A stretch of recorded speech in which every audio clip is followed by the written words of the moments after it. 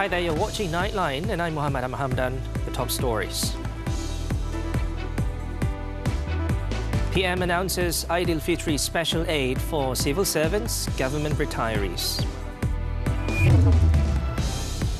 And Germany gives controversial green light to recreational cannabis use.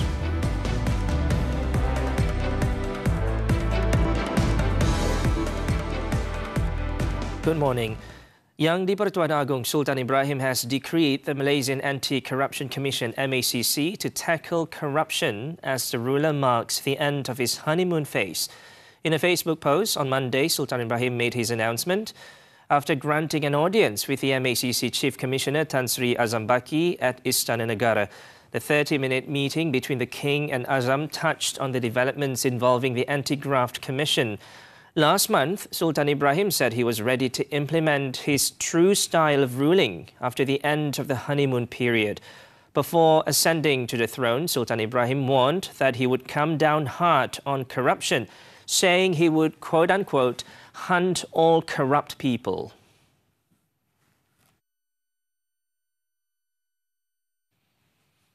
Prime Minister Datuk Seri Anwar Ibrahim has announced special Aidilfitri financial assistance of 500 ringgit for all civil servants in grade 56 and below, including those on contract appointments, to be distributed starting this Friday.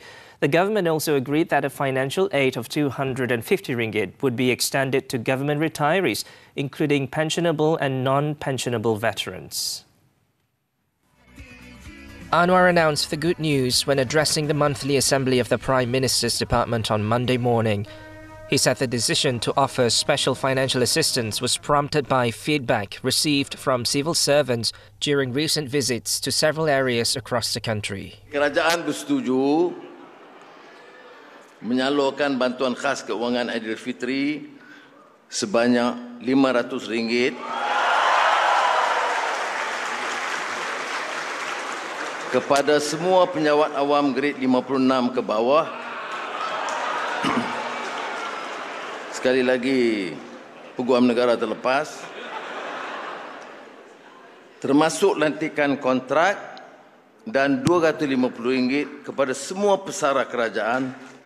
On March 15th, the Congress of Unions of Employees in the Public and Civil Services, or QPEC's president, Dato' Adnan Mat, called on the government to channel the special Aidilfitri aid to civil servants as they did so for the past 10 years. Previously, all civil servants grade 56 and below, including contractual appointments, had received early incentive payment of 2,000 ringgit that was distributed on February 23rd. In his speech, the Prime Minister also said that if politics remain stable, economic policies are clear, and domestic as well as foreign investments increase, the government could consider providing other assistance to the people. At the same event, Anwar also rebutted criticism by certain parties, claiming the government does not care about issues faced by the Rakyat, including the cost of living. He emphasized that the government is taking various steps and initiatives to help the people, including increasing the allocation of assistance to targeted groups, as well as controlling the prices of essential goods. Jangan lupa, 2021, 2022 sebelum tukaran kerajaan, berapa harga ayam? Sampai RM13 1 kilogram. Sekarang jauh lebih rendah, 9 pada paling 10. RM9.50. Minyak masak 5 kilogram. Ketika itu mencecah RM45. The Prime Minister also cited the Sumbangan Asas Rahmah SARA, which saw a 5-fold increase in total amount during its first phase of distribution in January. In 2023, the allocation was 130 million ringgit, with recipients getting 600 ringgit each, compared with 700 million ringgit and 1,200 ringgit respectively in 2024. Furthermore, the recipients in 2023 were only from the hardcore poor, but for 2024, the government is also distributing the aid to the poor, benefiting a total of 700,000 people. In addition, the allocation for the Sumbangan Tunai Rahmah has also been increased to 10 billion ringgit. In the meantime, payments for Phase 2 of the Sumbangan Tunai Rahmah STR to 8.4 million recipients involving payments ranging from 100 ringgit to 650 ringgit will begin on Wednesday. According to the Prime Minister, the government had also increased the allocation for the targeted subsidy program under STR Phase 2 by 20%, amounting to 1.5 billion ringgit compared to 1.26 billion ringgit last year. Anwar, in a statement, said that the economic reforms led by the Madani government were not only aimed at rectifying the nation's financial structure, but were also driven by a sincere intention to ensure that the country's wealth is shared more equitably with the people. Existing and new recipients registered in the STR database will receive payment through their bank accounts or cash at Bank Simpanan National branches in stages based on their eligible categories. Households with incomes of 2,500 ringgit and below will receive between 150 and 650 ringgit, compared to 200 ringgit last year. Meanwhile, households with incomes of between 2,501 ringgit and 5,000 ringgit will receive between 100 ringgit and 300 ringgit, compared to 200 ringgit last year. Payment for single senior citizens has been increased to 150 ringgit from 100 ringgit last year, while the payment rate for single or unmarried individuals remains at 100 ringgit. Later on Monday evening, Anwar said the government's move to implement targeted subsidies is aimed at ensuring that the benefits are truly enjoyed by up to 85% of the population. The move also aims to prevent the wealthy and the estimated 3.5 million foreigners in the country from benefiting from subsidies. Kita naik tarif elektrik, riuh rendah bising di bawah. Padahal tarif elektrik untuk rakyat tak naik.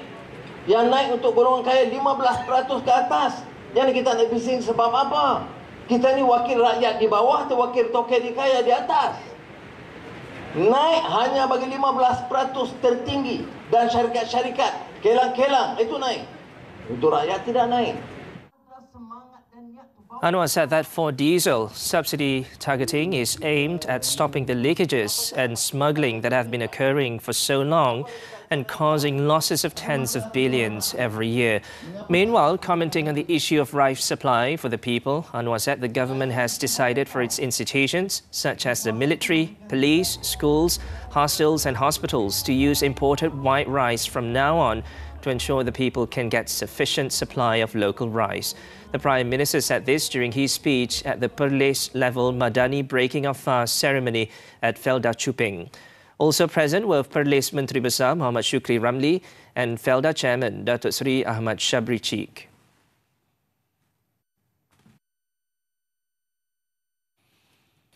QPAX described the special financial assistance for Aidilfitri as a manifestation of the government's appreciation for civil servants in carrying out their responsibilities. Its president, Dato' Adnan Mat, said that the aid also proves that the Prime Minister is always open to listening to the views of civil servants.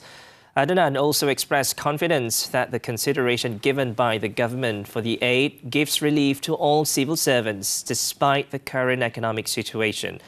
As such, QPAX hopes that civil servants will continue to give their full commitment in providing their undivided service to the people and the country.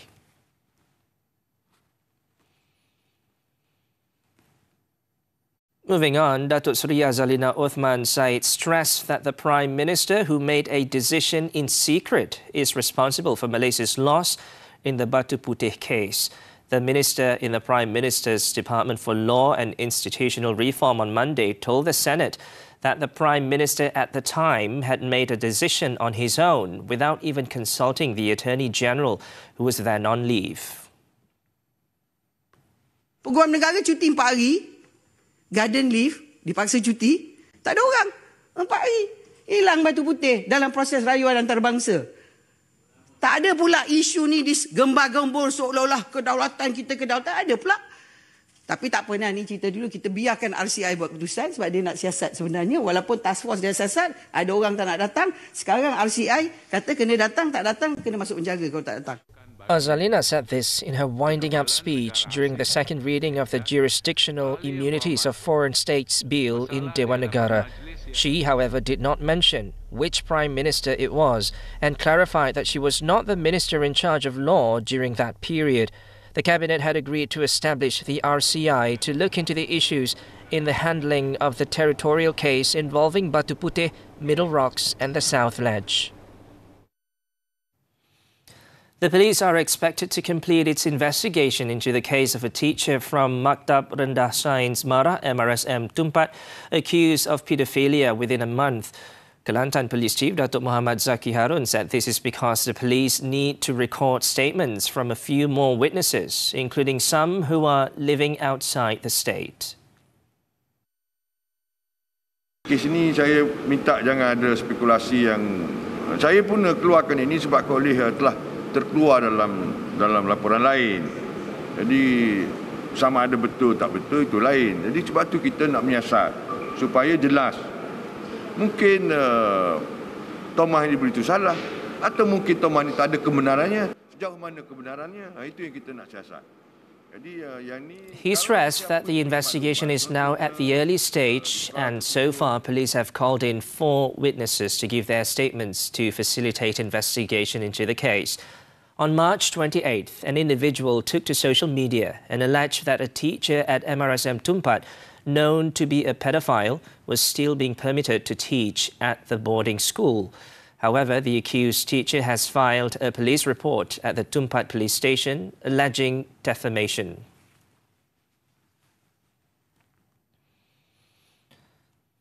A KK Supermart outlet in Kuching has been attacked with a Molotov cocktail, the third such attack on the convenience store chain.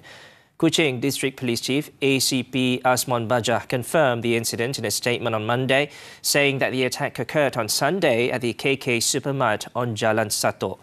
It was reported by a 25-year-old man who works at the store. The complainant said that a glass bottle filled with kerosene was thrown at some boxes, which were placed at the 5-foot way of the shop. Police are tracking down the suspect involved and the case is being investigated under Section 435 of the Penal Code for mischief by fire or explosive substance with intent to cause damage. The section provides for imprisonment of up to 7 years or a fine or both upon conviction.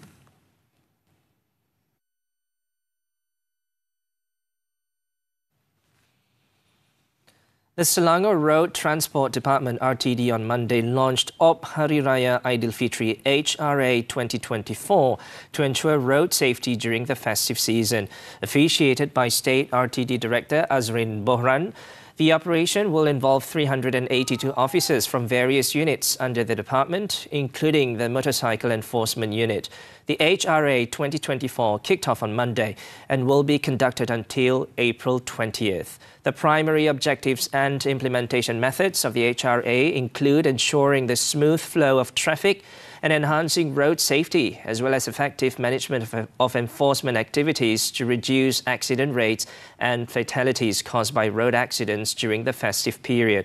Through the operation, the Selangor RTD aims to significantly reduce road accidents, promote adherence to traffic regulations and foster courteous behavior among road users.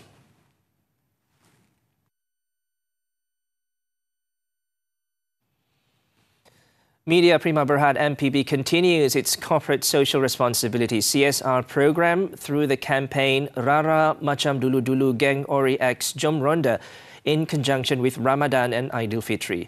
This time around, the program reached out and donated to the residents of Seri Kenangan Home in Cheng, Melaka, comprising 160 senior citizens as Aidilfitri approaches.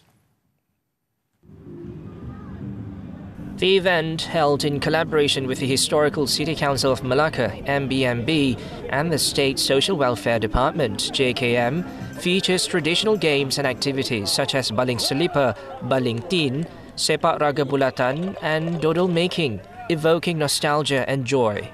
The Rara campaign, short for Ramadan and Raya, celebrates tradition while experiencing the essence of the festivities. Tujuan objektif dia sama? Objektif dia sama adalah meraihkan warga emas ataupun orang warga-warga tua berhari raya bersama dengan media prima. Itu tujuan kita dan kita punya tanggungjawab sosial korporat setiap tahun. Kalau tahun lepas kita ada Sindah Kasih, tahun ni kita rara macam dulu-dulu. Maksudnya raya dan Ramadan macam dulu-dulu. MBMB and Media Prima also provide assistance to neglected senior citizens, along with distributing donations to them, including essential items such as prayer and bathing necessities. The Rara Macam Dulu Dulu campaign spreads joy across 8 elder care centres, beginning last Saturday until April 6, covering various zones across Malaysia.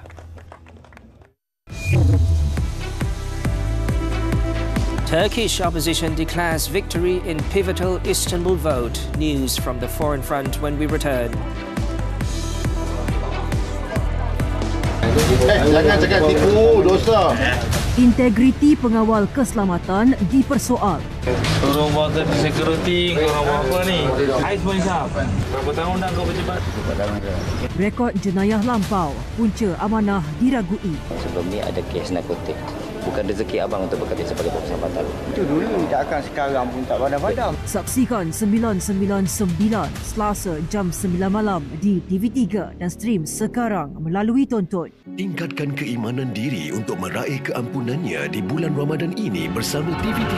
Allah, mudah-mudahan Papa sama Mama banyak rezekinya ya Allah. Tanda-tanda dari Israel 2 April. Saya Allah, beri perawatan yang terbaik untuk putri saya. Ini saatnya aku balas dendam sama kamu, Fajar. Sedekah salah niat 3 April. Setiap Selasa dan Rabu jam 5 petang di TV3 dan stream sekarang melalui Tonton.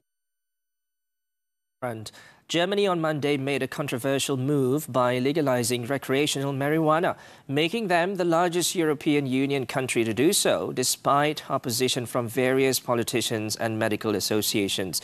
Under the much-debated new law, adults over the age of 18 can now carry up to 25 grams of dried cannabis and grow up to 3 marijuana plants at home. As the next step in the legal reform, from July 1st, it will be possible to legally obtain weed through cannabis clubs in the country. The government says decriminalization will have an impact on the hidden market and reduce the spread of contaminated cannabis, thereby protecting young people. The changes leave Germany with some of the most liberal cannabis laws in Europe, alongside Malta and Luxembourg, which legalized recreational use of cannabis in 2021 and 2023, respectively. Beijing's embassy in Yangon on Monday said more than 800 people suspected of being cross-border scammers were arrested in a joint police operation by Myanmar and China. Chinese law enforcement provided input to their Myanmar counterparts, who launched raids around Muse City, a major trade hub in northern Shan state. In a statement, the Myanmar police said they arrested 807 people who committed cross-border crimes and seized computers, mobile phones and fraud scripts.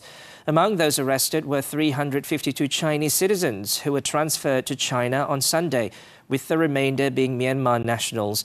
The junta has not commented on the raids. Scam compounds have flourished in Myanmar, staffed by citizens from China and other countries who are often forced to work, swindling their compatriots in an industry analysts say is worth billions. Turkey's opposition won a massive victory across several major cities in the country's local elections on Sunday, dealing a severe blow to President Recep Tayyip Erdogan's ruling party, handing it its largest defeat in more than 2 decades. With 99.8% of the ballots counted, unofficial results showed the opposition party, the Republican People's Party, CHP, with a nationwide lead over Erdogan's ruling Justice and Development Party, AKP, at 37.7% to 35.5%. The sweeping opposition's win in municipal elections across major Turkish cities like Istanbul, Izmir and the capital Ankara could set the country in a new direction. Erdogan, meanwhile, appeared humbled late on Sunday amid signs of ruling party defections and opposition gains in conservative areas that were mainstays of the president's support. The election marked the worst defeat for Erdogan and his AK party in their more than 2 decades in power and could signal a change in the country's divided political landscape.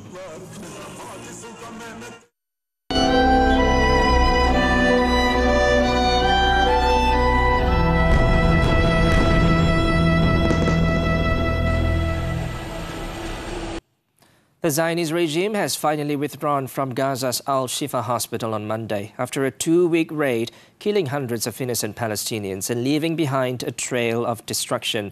The Zionist troops left widespread devastation in their wake after attacking in and around the Al-Shifa hospital complex. According to the Palestine Red Crescent Society departments, the hospital was set on fire and bodies of executed civilians were left lying around the complex. Medical crews are working to recover hundreds of bodies scattered across the grounds, with at least 300 bodies found so far. Reports said survivors in the complex were severely malnourished, with some saying they had to share 1 bottle of water between 6 people each day. At least 32,845 Palestinians have been killed and over 75,000 wounded in Zionist attacks since October the 7th.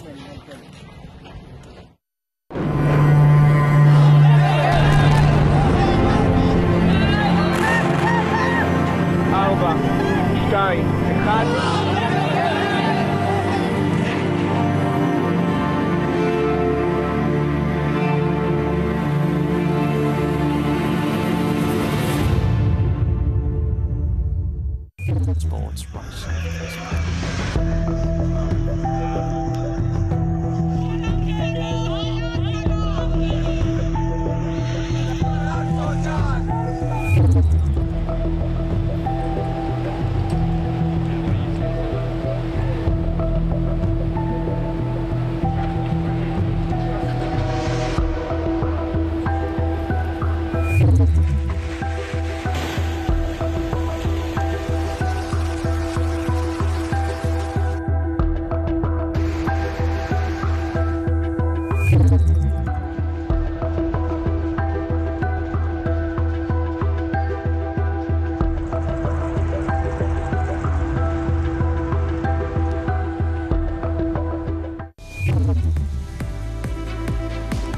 Sivasangari's remarkable form continues. Sports right after this breather.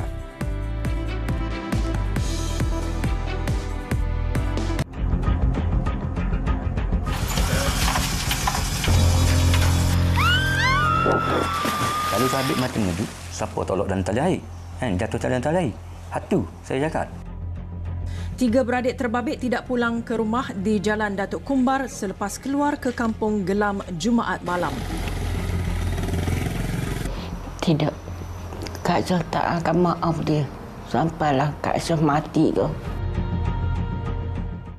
Abang, malam ni jangan lupa teman saya yang tengok drama dekat TV3 ya. Korang pun kena layan sekali tau. Anak jantan tak berkasar dengan perempuan lah. Apa yang Mak buat? Take the money and leave my daughter. Mami tak nak saya jadi menantu dia. Awak tahu kan? Saksikan di TV3 dan stream sekarang melalui Tonton.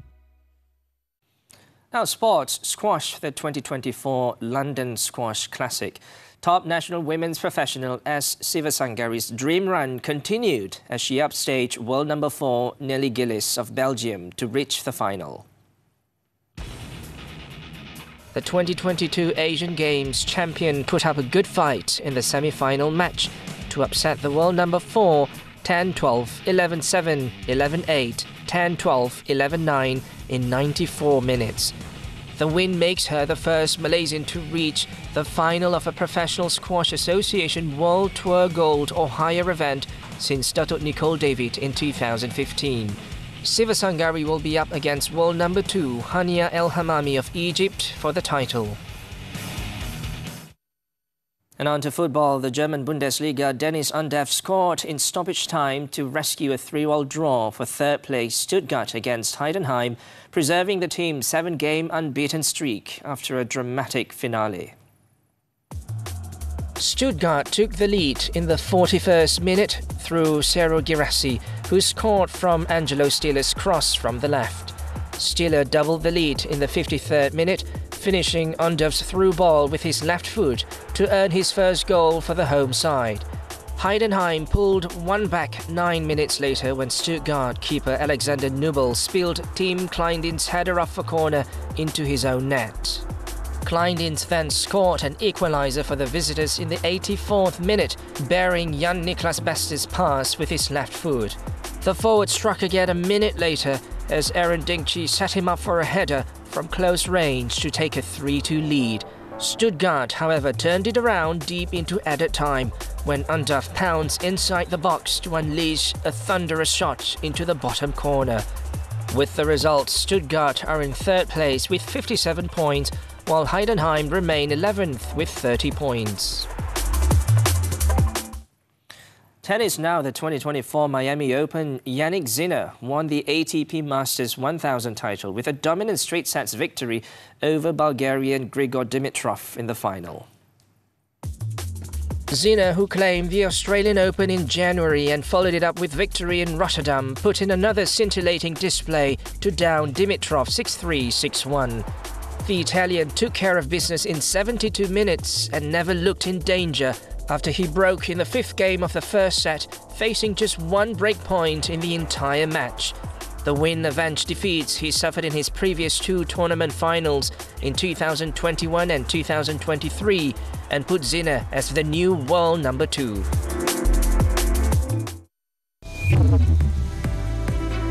Marijuana worth more than 170,000 ringgit found in an abandoned car. The details when Nightline comes back.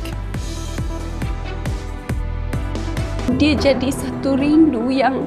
Rindu ibarat angin yang tiada henti, menanggung rasa rindu akibat nahas El Nino. Rindu yang tiada ganti. Apakah nasib keluarga mangsa tragedi di Syawal tahun ini? Abah reda, Abah gembira. Sudah rindu Papa. Mengukir cinta, memeluk harapan dalam rindu tanpa penghujung. Menjelang malam raya 11 malam di TV3 dan stream juga melalui Tonton.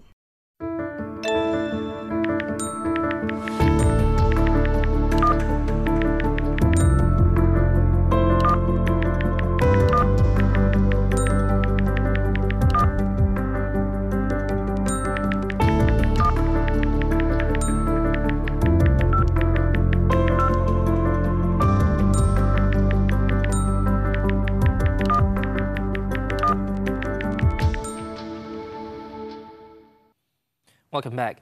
The Customs Department seized 82 steel coils weighing over 323,000 kilograms, valued at 2.2 million ringgit, including import duties, at a warehouse in Westport, Port Klang, Selangor on March 19th. Customs Central Zone Assistant Director General Norlela Ismail said the raid under Ops Bersepadu was conducted at about 11:45 a.m. Semakan ke atas dokumen penjimputan disyaki wujud cubaan untuk menyeleweng duti dan cukai yang terlibat. Kesemua dagangan yang terlibat telah disita untuk siasatan lanjut. Norlela said upon inspection, it was found that the premises housed steel goods imported from an East Asian country and that the importer had made false declarations regarding the goods, which were imported for use by the construction sector. The case is being investigated under the Customs Act. In another case, Norlela said the department also seized over 1,362 litres of contraband liquors at a premises at Bandar Saujana Putra, Jenjarum, Selangor on March 14th. She said the 8 p.m. raid was initiated following surveillance by a team from the Central Zone Enforcement Unit 3. The syndicate modus operandi is to hide various types of suspected untaxed alcoholic beverages in a secret room. Authorities also found 800 unused tax stamps believed to be counterfeit. A 38-year-old local was detained to assist in the investigation under the Customs Act and the Excise Act. And lastly, police discovered 56 packets of marijuana valued at 173,600 ringgit in the back seat of a car left abandoned after it skidded into a mango orchard near Bukit Cabang, Padang Besar, Perlis. State Police Chief Datuk Muhammad Abdul Halim on Monday said the packets were discovered at 7:30 p.m. when General Operations Force Northern Brigade surveillance cameras detected two men behaving suspiciously on the Padang Besar security route near Kampung Kolam. During the surveillance, some people were seen putting packets into a car believed to have just been thrown from a neighbouring country. When the brigade team members did an investigation at the location, they discovered that the car had left the scene. However, at about 8:50 a.m, a patrol car from the Padang Besar Police Headquarters received information from the public about a Honda City in that area. Upon inspection, police discovered 3 sacks of marijuana in the back seat of the car. It was believed that the suspect had fled and left the car behind as the engine was damaged when it drove into a ditch at the orchard. Efforts to catch the suspects are underway and the case is being investigated under the Dangerous Drugs Act.